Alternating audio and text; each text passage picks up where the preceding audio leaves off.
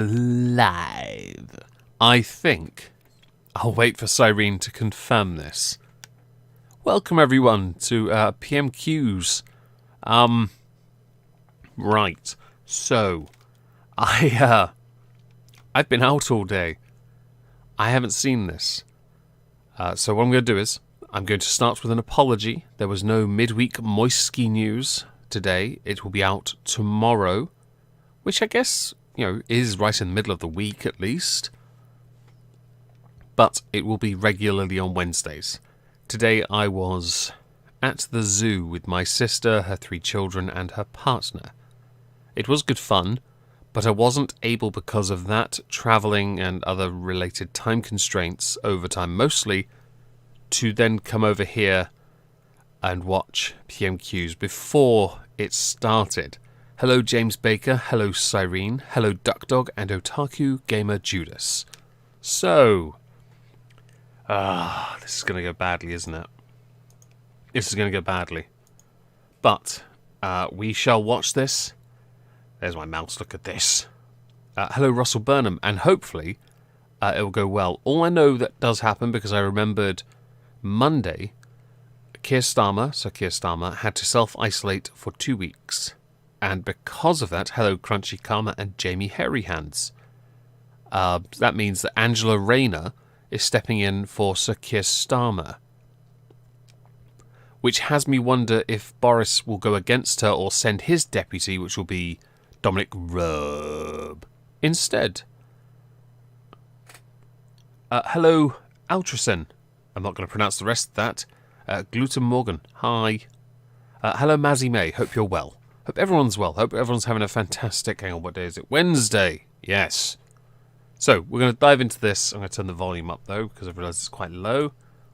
And, yeah.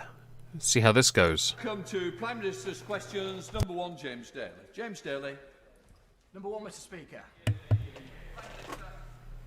Mr. Speaker, today marks 400 years since the sailing of the Mayflower. And this is a reminder to us of the beginning of an enduring alliance between our 2 nations. Around 35 million Americans today trace their ancestry to a Mayflower passenger, and I'm sure the whole House want to join me in marking this historic anniversary. Mr. Speaker, this morning I had meetings with ministerial colleagues and others in addition to my duties in this House. I shall have further such meetings later today. James. Thank you very much, Mr. Speaker. On National Teaching Assistants Day... Wait. Firstly, the Mayflower thing's really cool. It's great to see how history and all that progresses, and breeding, sure. Teaching Assistant Day? Right. Yes. Hello, Christina and Steve. She sounds like Sylvester the cat. Wait. You're referring to Angela Rayner. She looks like a chav. But if she sounds like Sylvester, that's fantastic. Does she say suffering succotash? Will the Prime Minister join me in thanking teachers, teaching assistants and all support staff for the extraordinary work they're undertaking to bring our children back to schools, colleges and nurseries in COVID-secure environments throughout Bury, Ramsbottom and Tottington? And will he update the House on implementation of the National Tutoring Programme, as many of the most vulnerable and disadvantaged children in my seat need this help at the earliest opportunity? Just going to quickly say, if it's National Teaching Assistant Day, shouldn't we just thank the teaching assistants first? And then talk about everyone else? I know I'm picking at that, but come on. It reminds me eerily of other things that there are some other areas of comparison.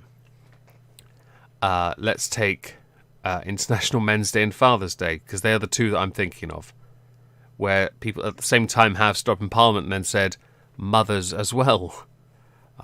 That's not the point. Can you just not? Hello, Diskanar and Pool of Zenda. No, not anything yet. As far as the teaching goes, so this actually is a bigger point. Earlier today, the government announced that if the infection rate did not go down within 2 weeks, pubs will close. Pubs will close. Yeah, pubs will close. Yes. I'm having a bit of an aneurysm, apparently. And yet, schools will remain open. which is great. Sure, if you don't work in a pub like me. Grumble. I guess the best option on the table for me then is to make sure that the next 2 weeks' work I do, provided I still have it, I get paid. Because I need that cushion, apparently, again. Jacobite in the chat, I'm going to go with that. That's easier because it's a whiskey. It's a really rubbish one. I don't care for demographic days. I don't care for any national day of something, really. And people now might pick at that and say, what about Christmas and Easter and your birthday? I don't care about them. I really don't. I like working. I'd like to sleep properly. I like talking to people. That's about it. I don't care for holidays or demographic days. Also, I've lingered on this way too long. Yes. Well, Mr. Speaker, can I strongly echo his congratulations and his thanks to teachers, and just say that I believe personally passionately in the tutoring programme that we're launching, and we expect the first group of tutors to be supporting schools from November, with provision ramping up through the remainder of the autumn and spring term. We now come to Angela Rayner, who's Deputy Leader. Deputy Leader Angela. Thank you, Mr. Speaker. And many people... Before she starts, I beg, please. I want questions of substance. Substantive, is that it? Yeah. Substantive? I want questions of substance. I really do. I beg. Because someone will have undoubtedly already seen this. Millions, in fact. There is a trend that whenever it's a female opposition against a man in charge, it always becomes one-dimensional about one thing.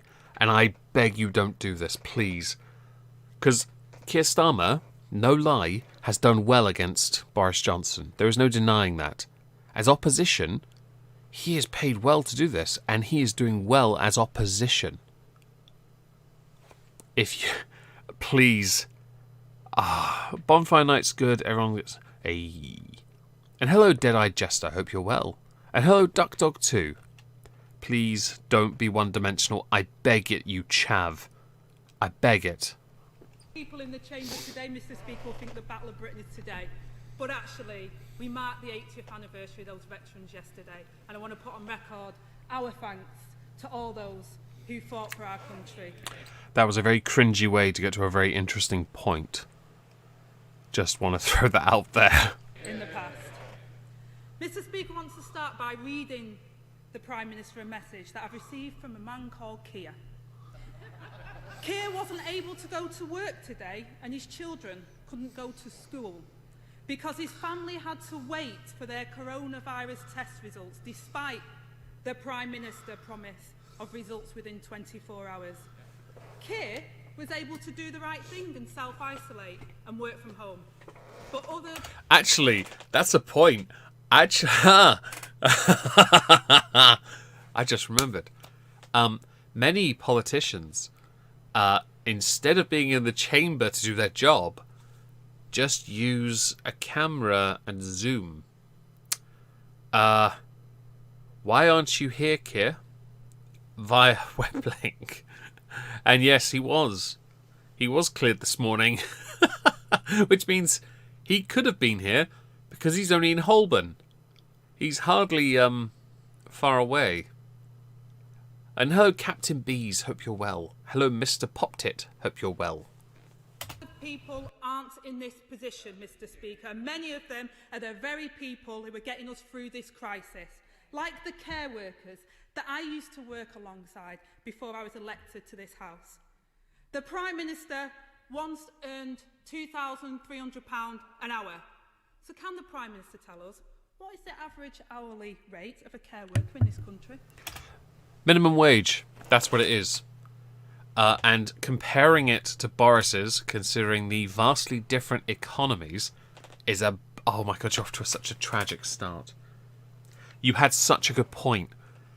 You really did. When it came to the point of coronavirus testing, that was the point. That was such a good one. Hello, Lana Ray Jane. Hope you're well. Sorry for butchering your name. I'm having a bit of a moment today. But you went you went the wrong way. You went. Oh God. You swerved. Please, I'm still. I know where she. You know, I'm more annoyed already because that most carers are female. Hello, Juggernaut. And I feel like it is going in that direction. What Boris made in the private sector, working in many different, like as an editor for a newspaper, or when he was any property owned perhaps, or any other business dealings, is of no consequence because they were not a part of the care sector. The care sector is overworked and underpaid. It has always been overworked and underpaid, and many of the people who work within it are more qualified than those who have like university degrees top to the top, because they've more work experience and they're just better. But I'm sure Boris can answer this, but I'm sure he won't. Let's just let Boris answer. Well, Mr. Speaker, I congratulate the honourable lady on her elevation, and just to say that she speaks of the constituent Keir, and I can tell her allegedly, apparently, Mr. Speaker, he has had a negative test. I don't know quite why he is not here, but 89% of those who have tests get them within in-person tests, get them the next day, and we are working very fast to turn around all the test requests that we get. And I think most people are looking at the record of this country in delivering tests across the. Hello, Great Sky Troll Anti-Drama. Hello, Crash, and hello, Laura. Hope you're well. Nation. We'll see that it actually compares extremely well with any other European country. We've conducted more tests than any other European country, and that is why we are able to deliver tests, as I say, and deliver results in 80% of the cases where we know the contacts. And she says that she asks about care homes, Mr. Speaker. And I can tell the House today we are launching the Winter Care Home Action Plan, and we will do everything. She's right to raise the issue of care homes. We are concerned about infection rates in care homes, but we will do everything we can to ensure that care homes and their workers are protected.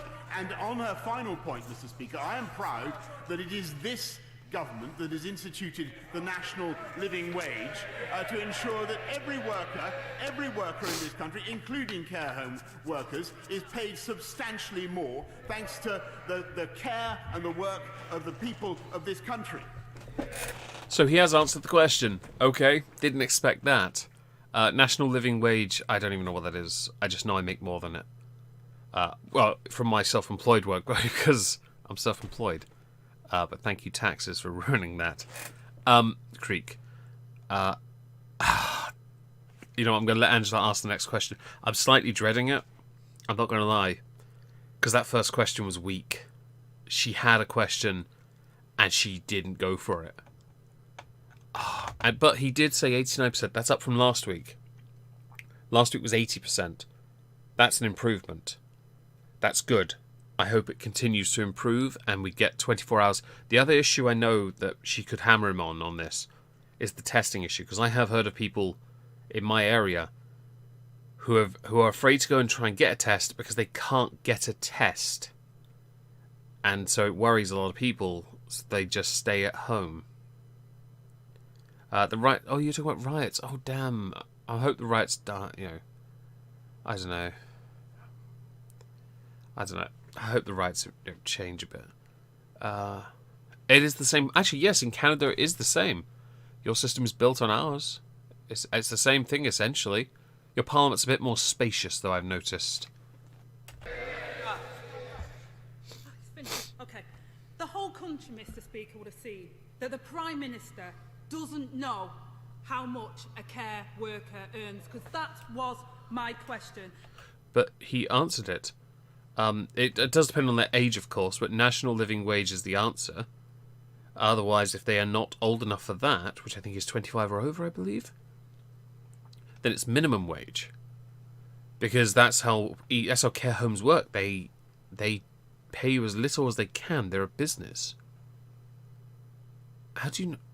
You know, I'm just gonna... The shameful fact is that the average wage in social care is barely more than £8 an hour, and half of our social care workers earn less than the real living wage. The argument of absolute and relative poverty. Yes. So the issue with national living wages, it's not means assessed.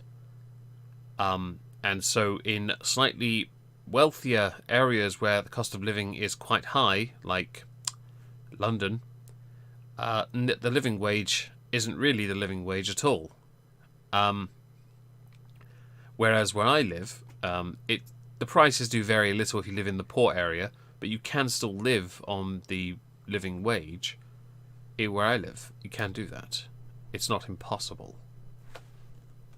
It's just a little difficult. On his first day in office, the Prime Minister said, "We will fix the crisis in social care once and for all with a clear plan that we have prepared." Yet still, there's no sign of the plan. And the additional funding to prevent infection is going to run out, Mr. Speaker, at the end of this month.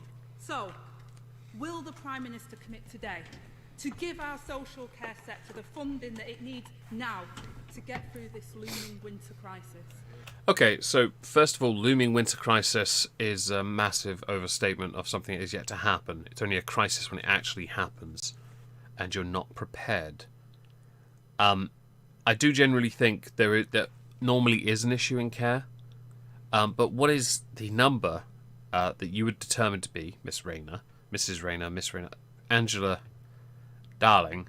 What is the number that you would determine to be the correct amount to throw at social care or housing, care work, and all that? What would it be? Hello, Fairy Kitten and Yorkshire Tom and Dante. Hope you're all well. Because I'm a tad curious here. I do think again, you had a point. Again on the on coronavirus, you genuinely did again have something to talk about. But yet again, you've done, and it's a really irritating thing that I remember from the time of Corbyn. You've swerved and instead gone in on the money, and not focused on one issue. You've highlighted the issue and then said bait. Mr. Speaker, she's asking an important point, and we are concerned about the rates of infection in care homes. Clearly, they've come down massively since we instituted the £600 million care home action plan. Tomorrow, we will be announcing a further, as I say, a winter care home action plan, and it won't surprise her to know that we want to see a toughening up of the rules governing the movement of workers from one care home to another. We want to make sure that we protect care homes from further infections, and that is the right thing to do. And I pay tribute to all the care home workers in this country for what they've done to help us bring down the disease. And we will make sure, Mr. Speaker, and as we have done over the last few months, that they get the PPE that they need, that they get the guidance that they need, and they get the cash that they need. And that's what this government is committed to doing. Angela Rayner. Well, Mr. Speaker, I do welcome the Prime Minister's comments, but I must say to the Prime Minister, get some skates on it. Those care workers are still not getting the PPE they need. They're still not getting the testing they need. So I urge the Prime Minister to get on top of this problem now. I'm slightly impressed that he's actually, almost answering the questions. Poor lonely like button, give it a smash. Please consider liking this stream. I would greatly appreciate it. The engagement does, of course, help the channel. Dally, clearly they want an unlimited amount of money for all issues they deem important. I don't think we can borrow any more, realistically, before we start having to go back to the idea of austerity. I do agree with you, though. That does seem to be the theme. But Keir Starmer has never said any of this, has he? Have you noticed? In all his PMQs, he has not been as brazen as Angela Rayner. And the problem is, he didn't pick Angela Rayner. She was chosen by the party members. So they are not going to be in alignment, and that's great, because I like infighting. Let's see. You're talking about Trudeau. I would not blame any one individual for Trudeau. Yeah, it's true. Yeah. But yes, let's continue. Before the winter crisis hits, the Prime Minister has put his faith in Operation Moonshot. But meanwhile, on planet Earth, there was no NHS tests available for several high infection areas, including Tameside and Oldham, in my own constituencies. In July, the government promised that there would be weekly tests in care homes, and they promised this for September. So can the Prime Minister confirm, yes or no, do all care homes in this country have weekly tests? Firstly, let's answer Yorkshire Tom. What are Keir's actual policy positions? No one knows. But he hasn't been talking so brazenly about spending money. He's not mentioned it once. He really hasn't. And that's clever. Because then he's not drawn into that. He's drawn into keeping the government honest on their task, which is what he's supposed to do. And he has, I'll be honest, done a moderately good job. Because he doesn't... Boris does a good job making himself look stupid at the best of times. But, yeah. Again, with this care home related question, of course they're important, not going to devalue that. Hopefully it's not all six, though. And it's not a shot at care. It's this trend that Labour seem to have, where they obsess over one thing, and yet they've got 6 questions. If you want to make someone look like an idiot, use one question, and make that one question count. And then move on to something else. Just a bit of backseat politicking for you.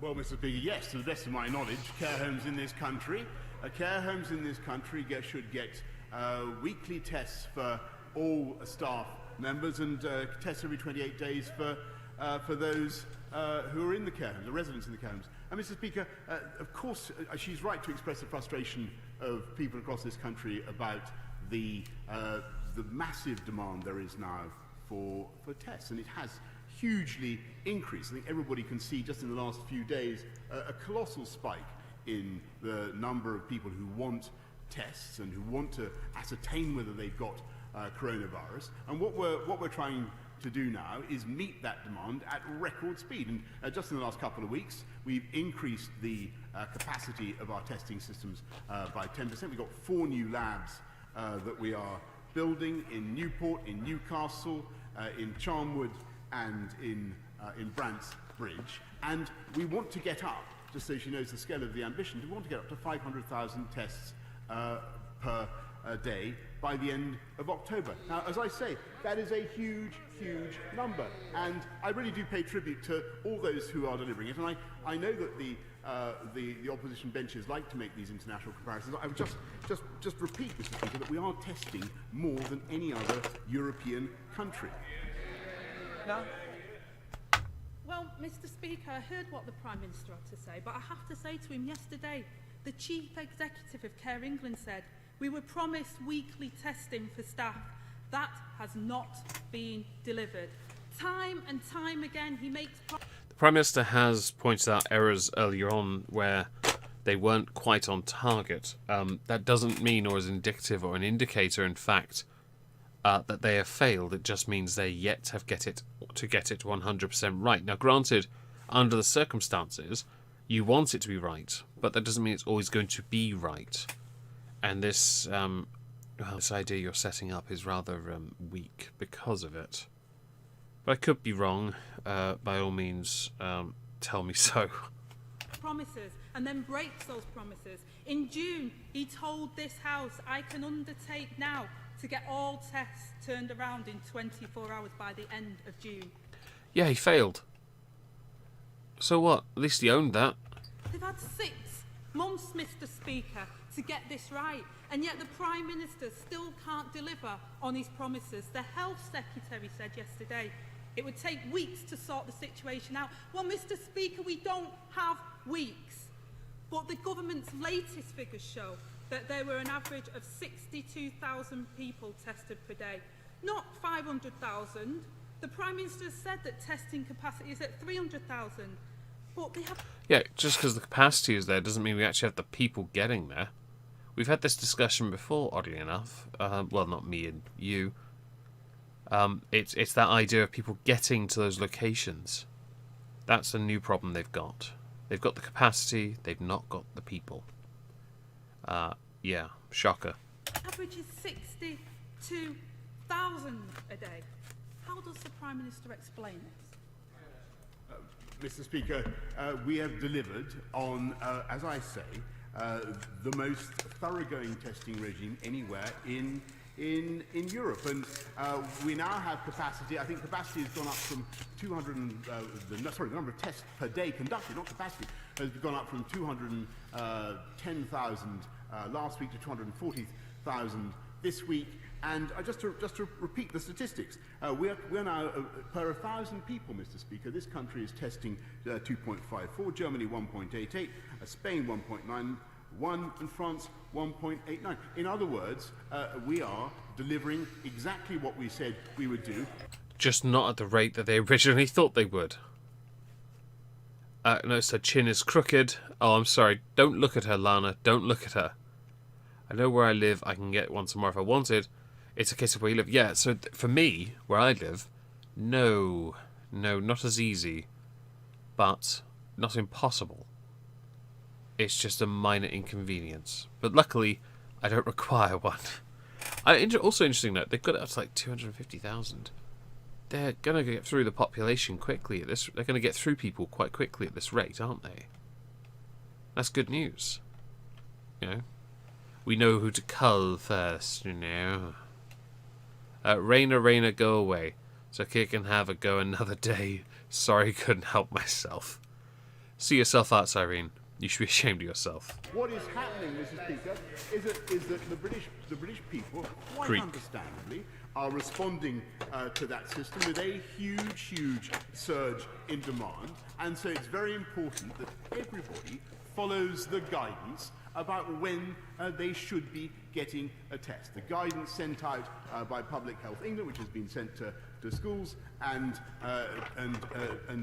from the NHS Test and Trace. Angela Rayner. Well, Mr. Speaker, once again, I see that the Prime Minister says it's somebody else's fault. It's the public. He didn't blame the people. You just carry on. That are using up the test. Creep. These were the government's own figures and own targets, Mr. Speaker, that they failed on. And the next time a man with COVID symptoms drives from London to Durham, it'll probably be for the nearest COVID test. Now, Mr. Speaker, I want to start to move on to another very serious issue. Alongside the tragic stories we've heard of relatives dying alone in care homes and people not being able to say goodbye to their loved ones, we've also heard from mothers who have had to give birth without the support of their partners or their family. The Health Secretary yesterday They can get an epi.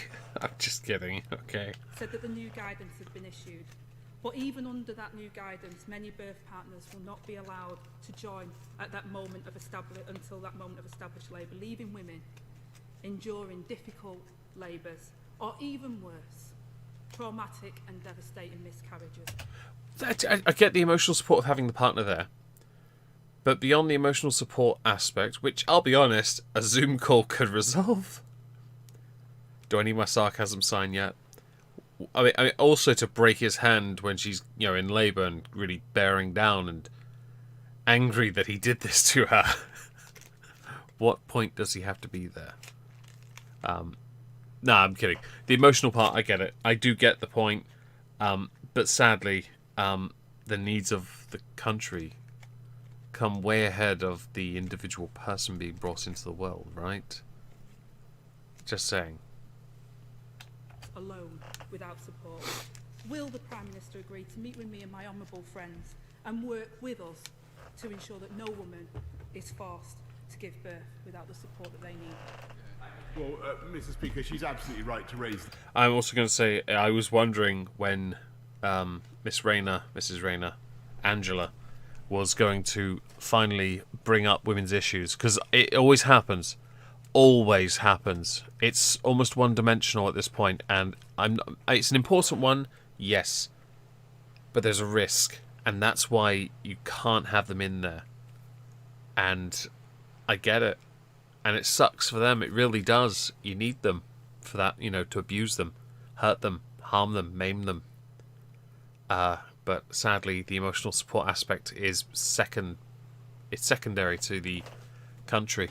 It really is. The issue that she does, and members across the House will share her feelings entirely. I totally agree that birth partners should be able to attend a birth. That's why we changed the guidance in the way that we did. But of course, I'm very happy to encourage cooperation between her and my right honourable friends in the Health Department to take the matter forward. But I perfectly understand the point that she makes, and she's entirely right. Angela Rayner. I welcome the Prime Minister's comments, and I think that was a yes, Mr. Speaker, but I will follow it up, but thank you for those comments. Mr. Speaker, infections are rising. The testing system is collapsing. When you are the Prime Oh, Minister, God. Stop. Nah. Cringe. Right. Okay.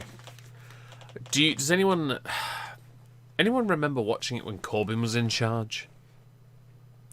That feeling when somebody started to she just took she was just nice, and then she immediately goes on the sensationalist of the world is falling apart. Everyone shit yourself! You can't keep trying to blame other people for your own incompetence. We have that. I'll be honest, if he has other lackeys, i.e. secretaries, he can blame all of them if he wants. Highest death toll in Europe. And Global numbers, I see. Right. Well, we do have a European death toll higher than everyone else. Yeah. It was needed, I'm just saying. I'm kidding. No. Yes. I will stand by this comment. The one I'm about to make anyway. I never liked the idea of comparing us to other countries. Our death toll is actually going down. It's still incredibly low. The infection number, yes, but only because the testing has gone up. It's not an indicator of coronavirus part 2, the sequel that nobody asked for. Think of a movie that had a sequel you didn't want. That's the sequel.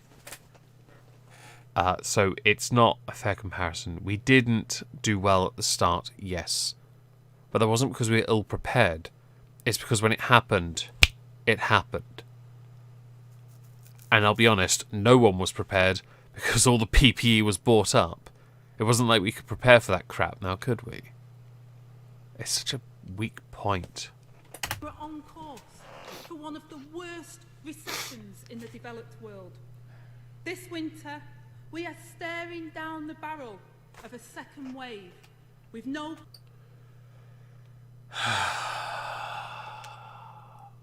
Cringe. Second wave. Fuck's sake. plan for the looming crisis. It's not a crisis until it happens and we fail. I have to say this. I do apologise. It is not a crisis because it's about to happen. It's a crisis when it happens. And in that case, if it happens at all. If we are prepared, it won't be a crisis. You know what it will be? It'll be sensationalist nonsense peddled by left-wing newspapers. And then the same could be said in the opposite direction for right-wing newspapers, surely. It's that same nonsense. It's kind of trite. It's pointless. You can't call something a crisis until it happens, okay? Can't say goodbye to their loved ones. Grandparents can't see their grandchildren. And They shouldn't. Anyway, my grandparents were cool, I'll admit that, yes, sure. But no, we shouldn't be allowed to hang out. I don't want to be shown up by my granddad on a skateboard again, okay? He probably still do more tricks than I can, and he's been dead since I was like 15. Frontline staff can't get the tests that they need. And what was the top priority for the COVID war cabinet? Oh, no, you're going to pick... Is that dog barking? You're going to cherry pick something. Woof. You're going to cherry pick something, and it's going to be really bad. Second wave sounds like a post-punk revolution to electronica. So would second wave be the Prodigy Orb KLF? Post-punk? I think we just call them hipsters, don't we? I'm going to let her say it, because it's going to be something random. This weekend, restoring grouse shooting. Yes. It's an important thing. They need to be culled because I require sustenance, you fucking oiks. Thing is, Boris does look like he's done with her crap. Christina, you're right. But at the same time, he's being very courteous. She is just... Oh. This is so bad. So bad. Oh, she's picked... Yes, okay. I don't care for any of the shooting things, the hunting. I don't care for any of it. I think it's pointless. Okay? But that's what you took from it. That's what you took from that meeting.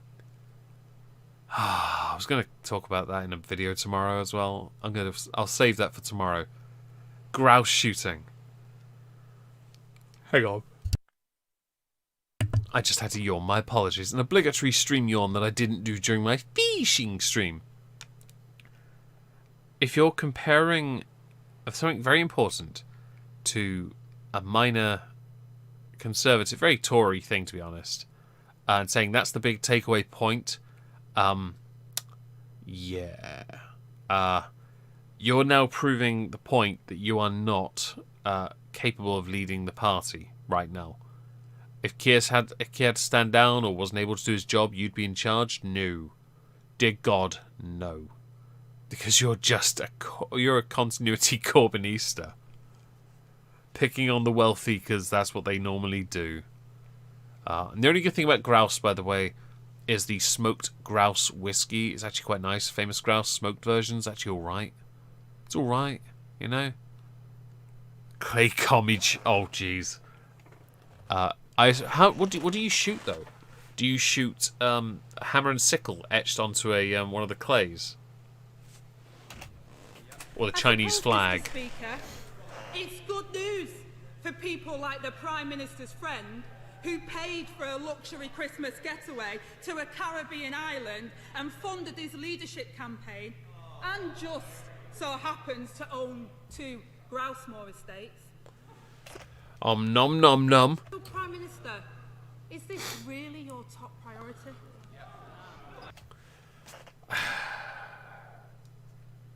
So, when Angela stood up and asked her first question, I said she had a point, and then she took a huge swerve. She did it again, but then on the third question she didn't. She kind of stayed on point.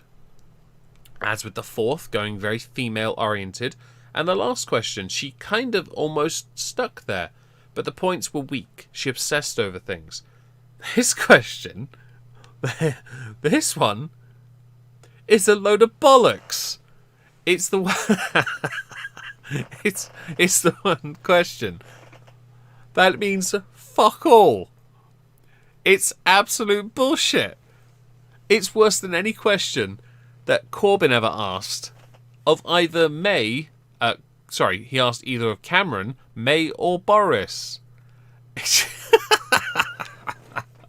What a load of shit. But for the sake of it, seriously, the grouse need to be culled. I like my roast grouse. Yes, with my turnips and parsnips, and mostly turnips because I'm a good Soviet.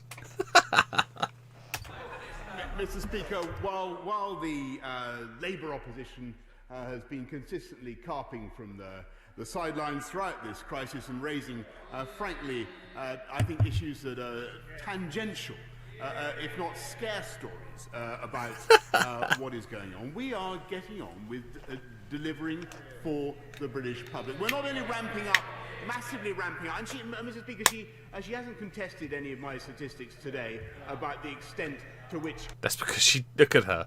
Do you think she knows how to count?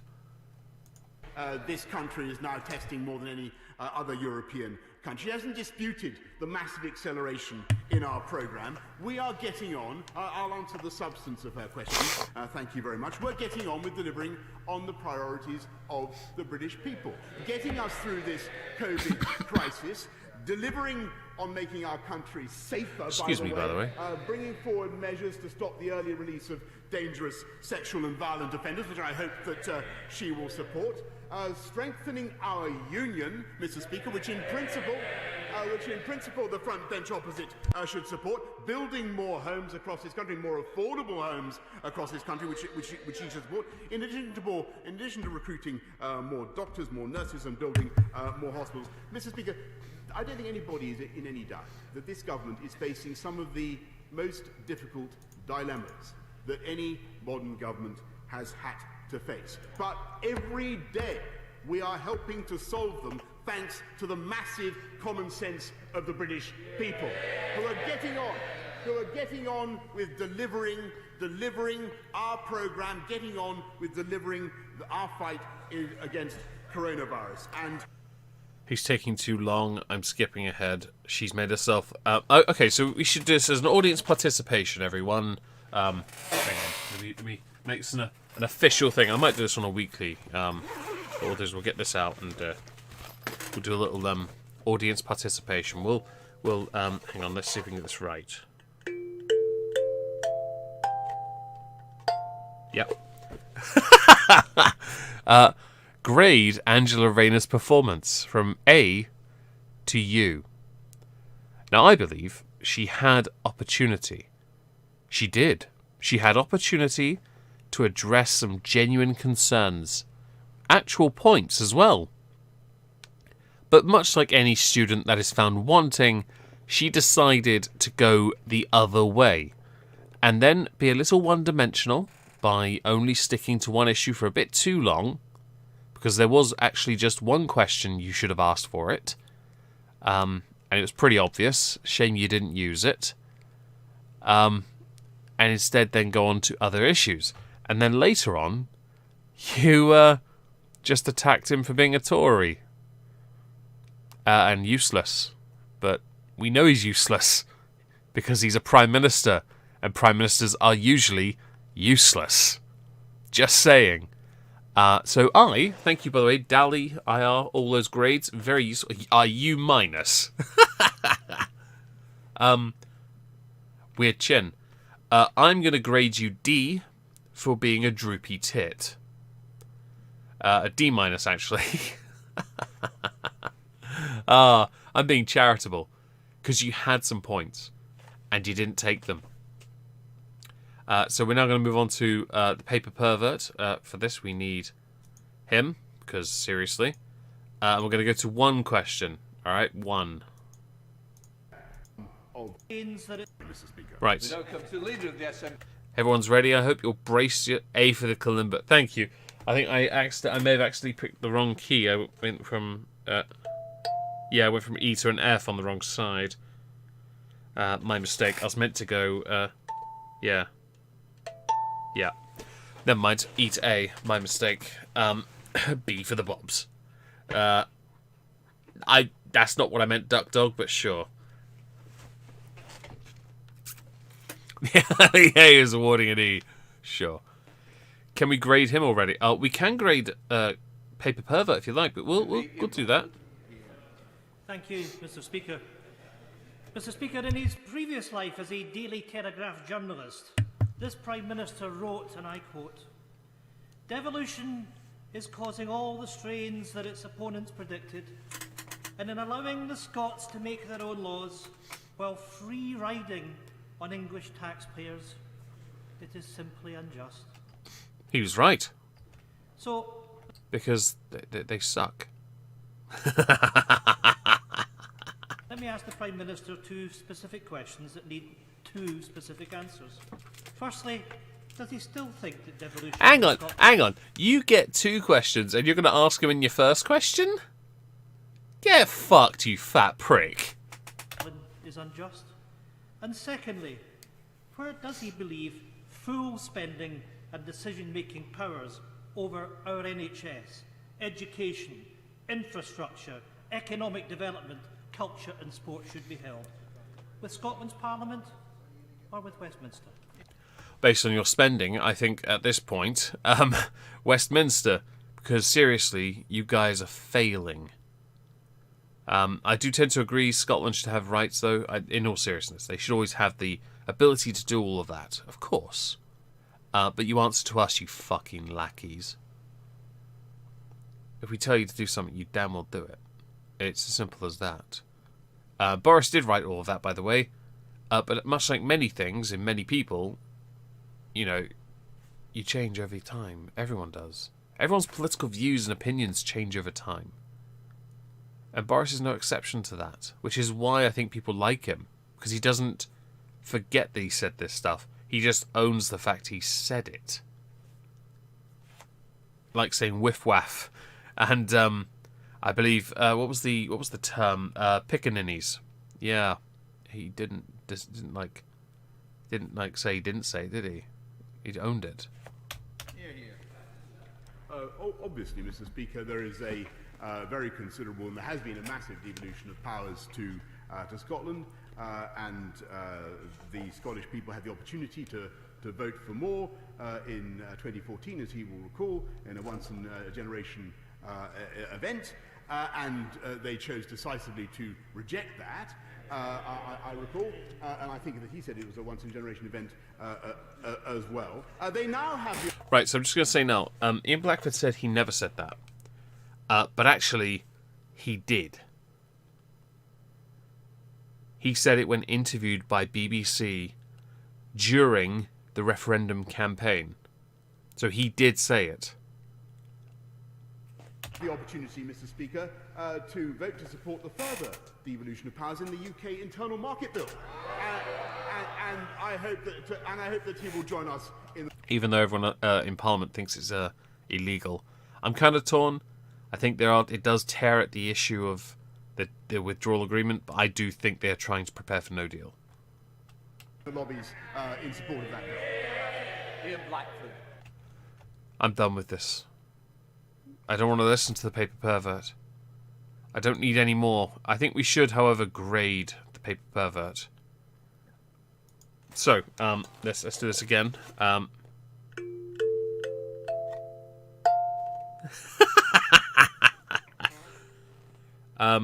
Based on that one question, which was 2 questions, so he got his 2 questions. That's why I'm not giving him a second question, because he might take liberties and ask, well, a third or a fourth, and he's already used his 2, so we're not doing that.